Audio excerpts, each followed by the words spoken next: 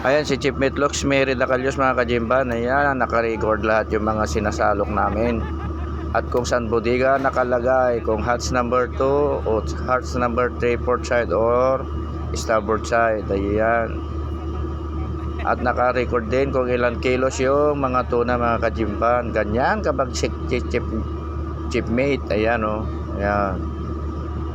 Yan kung ilang kilos yung mga tuna mga kajimban. At ayun naman si Kapnilo, si mangingisda mga kajimban, nasa pwesto ko sa may pupa banda. Ayan, puro omega 3 Philippine tuna yung huli natin mga kajimban. Halos lahat, ganyan yung karga namin. Talaga naman bugbog si Jimban ngayon. Sigurado sasakit na naman ang katawan. At kailangan niya ng omega, hindi omega 3. Kailangan niya ng omega painkiller panlaban sa sakit ng katawan. Ayan o, kita nyo naman yan. Ang lalaking tuna mga kajimban. Pero kayang-kaya pa naman buhatin yan eh. Di pa naman nawawala yung lakas natin. Kayang-kaya pa rin ibalibag ni Jimban yan. Kaso nga lang, kailangan din ng omega painkiller. Ayan, hindi omega 3. Kasi lagi tayong punong-puno ng omega 3 mga kajimban dahil halos tunang ulam at sashimi. Yan ang paborito ni Jimban, sashimi. Ayan, kita nyo naman kung paano niya buhatin yung tuna. O baliwala lang. Parang nagbubuhat lang ng papel. O parang walang kabigat-bigat yung tuna. Kahit maliit lang katawan ni Jimban pero baliwala lang yung tuna.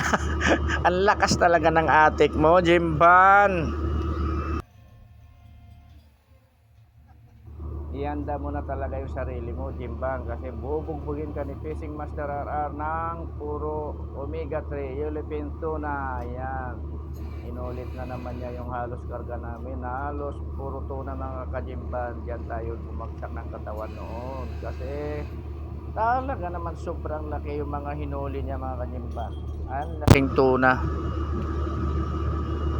Ngayon parang konti lang yung karga namin, skipjack, parang nasa 200 metric tons lang.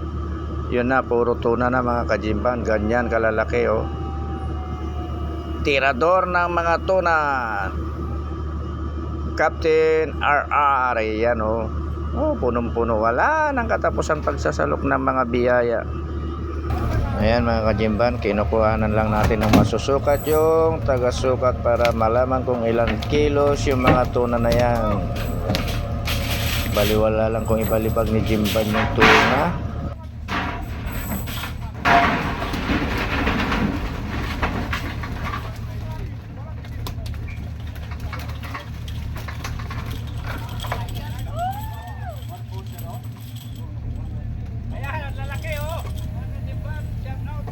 At ito naman mga kajimban, si Chicken Mate J Galon. Ayan, ayan, magkatabi sila ni Chief Meatloaf, Mary Dacalios.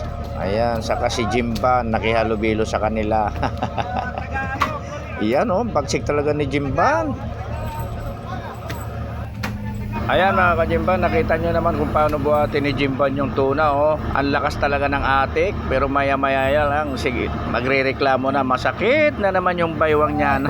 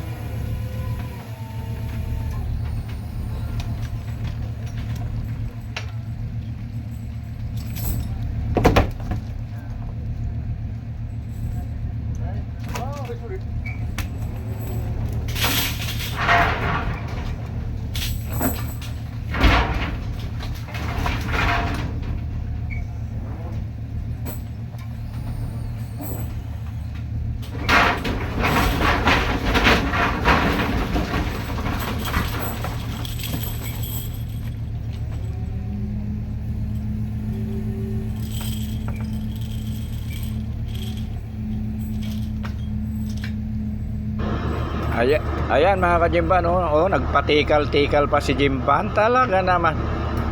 Ang lakas talaga ng tama mo, Jimban. Pero wag ka, nahihirapan ka nung magbuhat niyan. Pinapakita mo lang baliwala dahil may nakatutok na kamera. Yan hirap ka naman eh. Ganyan kapag sexy fishing master RR mga kajimban, halos lahat ng karga namin ay puro mga tuna pangbalda ng katawan. Kaya hihanda na yung Omega Painkiller. At si Kap Nilo naman mga kajimban na yun, busy sa kabibidyo yung mga tuna sa tubig. Ayan siya Ayan, siya yun si Kap Nilo, si mangingisda mga kajimban. Ayan, tuloy-tuloy lang yung pagsasalok ng biyaya mga kajimban. Punong-puno pa rin yung salok natin. Kaya hindi pa natin pwedeng i-adjust yung lambat sa pupa. Baka mapunit, makawala pa ang mga tuna kahit na patay na sila. Ayan. Madali lang mamatay yung tuna mga kajimban kapag marami sila. Kasi nagkakabanggaan eh. Ayan mga kajimban, lalapit tayo kay Kap Nilo, si mangingisda. Ayan ayan, katabi ko na siya sa may salok. Siya yan, si Kap Nilo, si mangingisda mga kajimban. Kay Kap Nilo, si mangingisda mga kajimban. Ayan siya Kaya pabidyo muna kaming dalawa. Ayan, habang hawak ang isang tuna.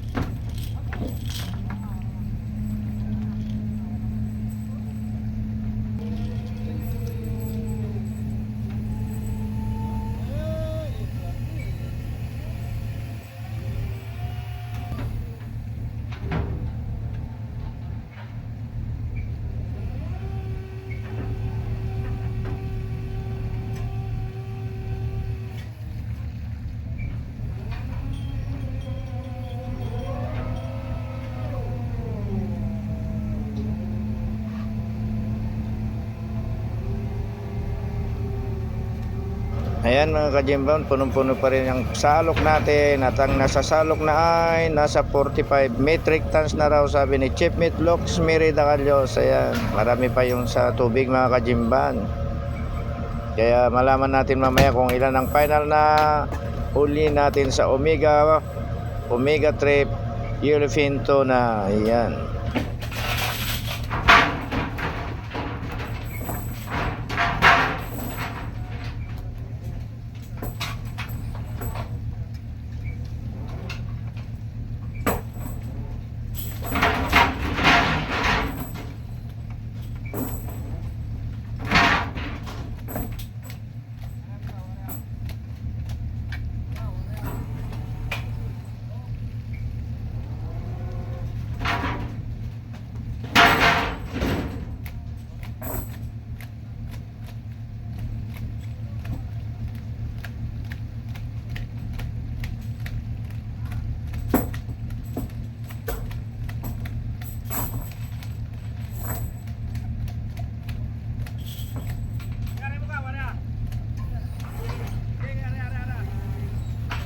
Ayan, hindi may release ng local crew yung natin, salok natin mga kajimban, kaya ako na dumiskarte. Ayan, hindi malaglag yung mga tuna. Ayan, nadali ni Jimban. Maraming technique talaga si Jimban. At sobrang tikal pa.